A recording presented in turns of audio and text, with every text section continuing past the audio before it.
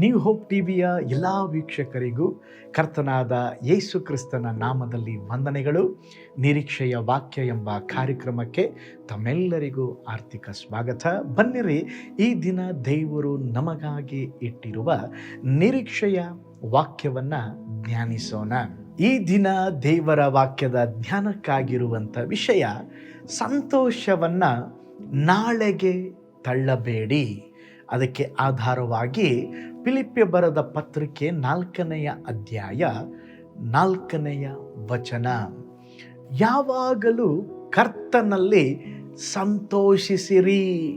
ಈಗ ಓದಿಕೊಂಡ ವಾಕ್ಯ ಭಾಗದಲ್ಲಿ ಅಪೋಸ್ತಲ ಪೌಲನು ಹೇಳುತ್ತಿದ್ದಾನೆ, ಯಾವಾಗಲೂ ಕರ್ತನಲ್ಲಿ ಸಂತೋಷಿಸಿರಿ. ಪೌಲನು ಈ ಮಾತುಗಳನ್ನು ಸುಖ ಸೌಕರ್ಯದಲ್ಲಿದ್ದಾಗ ಬರೆಯಲಿಲ್ಲ ರೀ. ಅವರನ್ನು ಕಾರ್ಯಾಗ್ರಹದಲ್ಲಿದ್ದಾಗ ಬರೆಯುತ್ತಿದ್ದಾನೆ. ಅವನಿಗೆ ಸ್ವಾತಂತ್ರ್ಯ ಇರಲಿಲ್ಲ, ಹೊರಗಡೆ ಹೋಗಿ ಸುವಾರ್ತೆಯನ್ನು ಸಾರಲು ಸಾಧ್ಯವಿರಲಿಲ್ಲ. ಅವನ ಮೇಲೆ ಅಪವಾದನೆ ಮಾಡಿ ಅವನನ್ನು ಸೆರೆಮನೆಗೆ ಹಾಕಿದ್ದರು. ಜನರು ತಪ್ಪಾಗಿ ಅರ್ಥ ಮಾಡಿಕೊಂಡಿದ್ದರು. ಆಗ ಪೌಲನು ಹೇಳುತ್ತಿದ್ದಾನೆ, ಯಾವಾಗಲೂ ನೀವು ಕರ್ತನಲ್ಲಿ ಸಂತೋಷಿಸಿರಿ.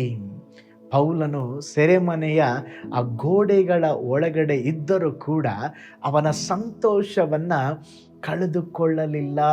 ಪ್ರೀತಿಯುಳ್ಳ ದೇವ ಜನರೇ, ನೀವು ಯಾವ ಸ್ಥಿತಿಯಲ್ಲಿದ್ದರೂ, ಯಾವ ಸ್ಥಳದಲ್ಲಿದ್ದರೂ, ಸ್ತೋತ್ರ, ನೀವು ನಿಮ್ಮ ಜೀವಿತದಲ್ಲಿ ಸಂತೋಷವಾಗಿರಬೇಕು.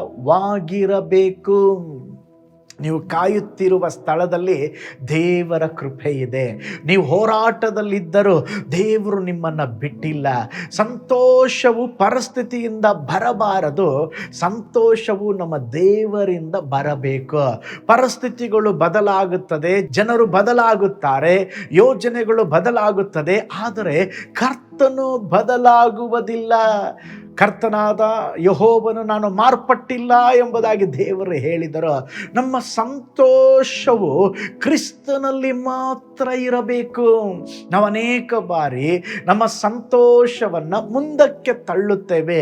ನನ್ನ ಕೆಲಸ ಸರಿಯಾದರೆ ಸಂತೋಷವಾಗಿರುತ್ತೇನೆ, ನನ್ನ ಆರೋಗ್ಯ ಸುಧಾರಿಸಿದರೆ ಸಂತೋಷವಾಗುತ್ತೇನೆ, ನನ್ನ ಕುಟುಂಬದ ಸಮಸ್ಯೆ ಪರಿಹಾರವಾದರೆ ಸಂತೋಷವಾಗುತ್ತೇನೆ, ನನ್ನ ಸಾಲ ಕಡಿಮೆಯಾದರೆ ಸಂತೋಷವಾಗುತ್ತೇನೆ, ಇವರು ಬದಲಾದರೆ ನಾನು ಸಂತೋಷವಾಗಿರುತ್ತೇನೆ.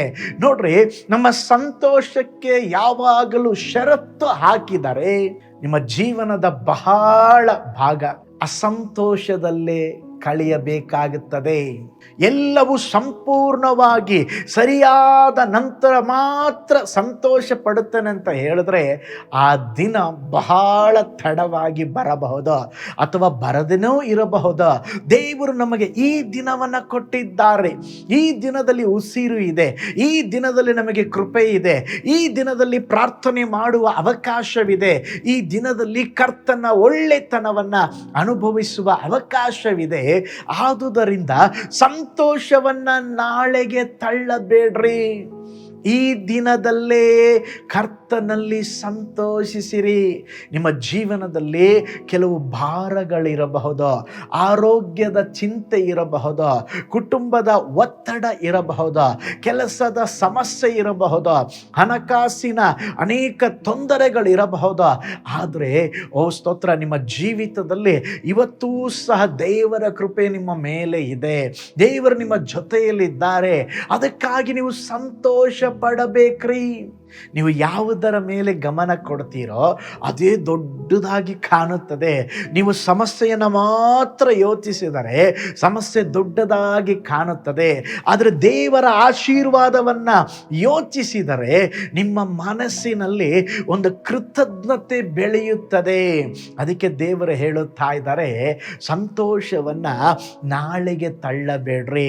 ನಾನು ನಿನ್ನ ಜೊತೆ ಇದ್ದೇನೆ, ನಿನ್ನ ಸಮಸ್ಯೆ ಬದಲಾಗುತ್ತದೆ, ನಾನು ಸಮಾಧಾನವನ್ನು ಕೊಡುತ್ತೇನೆ, ನಿನಗೆ ಹೊಸ ಬಾಗಿಲನ್ನು ತೆರೆಯುತ್ತೇನೆ ಎಂಬುದಾಗಿ ದೇವರು ಹೇಳುತ್ತಾ ಇದ್ದಾರೆ.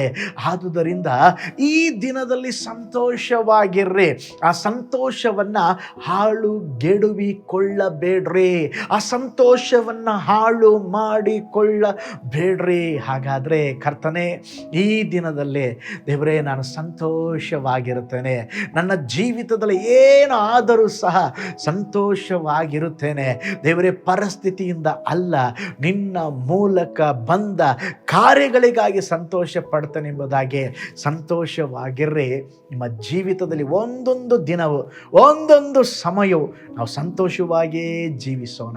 ಹಾಗೆ ಜೀವಿಸಲಿಕ್ಕೆ ದೇವರು ನಮಗೆ ಕೃಪೆಯನ್ನು ಅನುಗ್ರಹಿಸಲಿ. ಪ್ರಾರ್ಥಿಸೋಣ.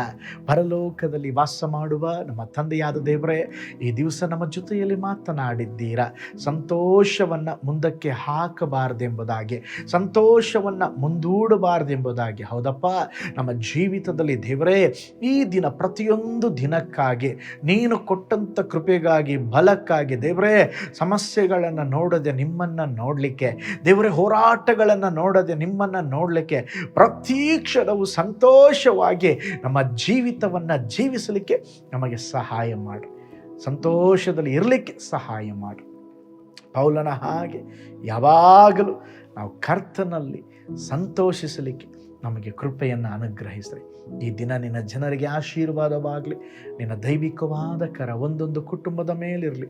ಅದ್ಭುತವಾಗಿ ನಡೆಸ್ರಿ. ಯೇಸುವಿನ ಹೆಸರಿನಲ್ಲಿ ತಂದೆಯೇ, ಆಮೇನ್.